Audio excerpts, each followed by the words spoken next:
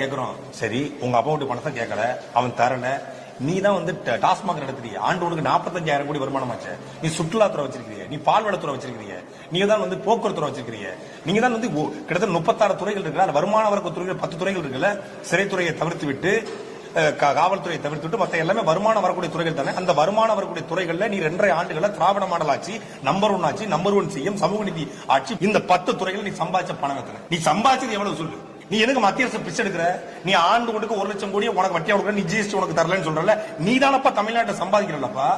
இன்னைக்கு இந்த வெள்ள நிவாரணத்திற்கு ஒரு தனி முதலாளி டிவிஎஸ் அவர் வந்து 3 கோடி கொடுக்குறாரு. கலாநிதி மாறா 5 கோடி கொடுக்குறாரு. ஏன் ரெட் ஜாயிண்ட் தமிழ்நாட்டுல 20 படங்கள் எடுத்துருக்கு, 40 படங்கள் டிஸ்ட்ரிபியூட் பண்ணிருக்க. ரெட் ஜாயிண்ட் எத்தனை கோடி கொடுத்துச்சு? கிளவுட் நோட் மூவிஸ், மேகனா மூவிஸ், 5 பிக்சர்ஸ், கலைஞர் அறக்கட்டளை, 5 கம்மல் அறக்கட்டளை, அதுல இருந்து எவ்வளவு பணம் கொடுக்கப்பட்டுச்சு? தமிழ்நாட்டிலேயே அதிக பணக்கார குடும்பம் திமுக குடும்பம். 2450 குடும்ப